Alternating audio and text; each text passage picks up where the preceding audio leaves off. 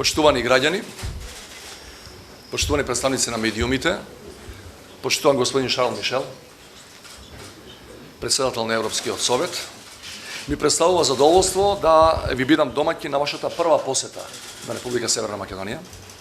Истовремено ви честитам за преземањето на функцијата, председател на Европскиот совет, и ви посакувам успех во вашата многу одговорна работа во годините што следат. Се надевам дека ќе имаме одлична соработка и во време на вашиот мандат ќе имаме позитивен напредок во нашата европска интеграција.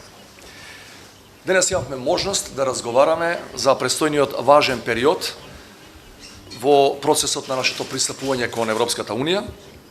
Ја користам оваа прилика да ви се заблагодарам затоа што уште на почетокот на вашиот мандат јавно се произнесовте со поддршка за отпочнување на пристапните преговори, а вашата посета не уверува дека во вас имаме силен поддржувач на проширувањето на Европската Унија.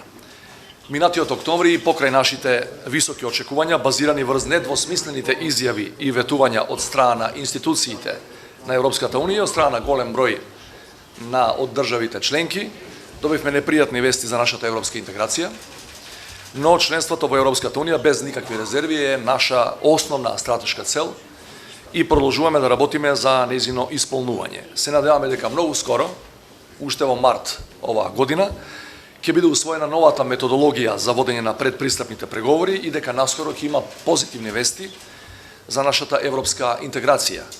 Очекуваме дека со новата методологија ќе се зајакне процесот на пристапните преговори, како политички, така и во однос на кредибилитетот и одржливоста.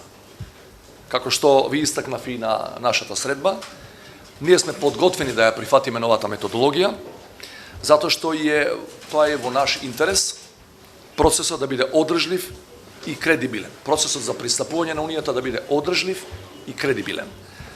Како што истакнав, членството во Европската Унија е наша стратешка цел скоро 3 децении, цел која е поддржана со широк национален консензус, како и со висока поддршка од граѓаните. Затоа од сите политичари, ние што сме начело на институциите на државата, но и оние кои се во опозиција, се очекува да продолжиме со работа на реформската агенда на земјата, така интензивно како што работевме и во решавање на прашањата со соседите и унапредување на добрососедските односи. Потребна е целосна посветеност на спроведување на клучните реформи, како и организирање на демократски, слободни и фер избори.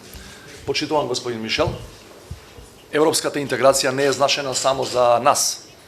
Проширувањето на Европската Унија е значено за целиот регион. Процесот на пристапување кон Европската Унија се покажа како значаен механизам за зајакнување на стабилноста, демократизацијата и економскиот просперитет за земјите кои се приклучија на Унијата. Наскоро стануваме полноправна членка на НАТО, со што го заокружуваме исполнувањето на едната од нашите две стратешки цели на кои работиме со децении. Се надевам дека оваа пролет ќе ни донесе позитивни вести и за нашата втора стратешка цел, членството во Европската Унија. Благодарам.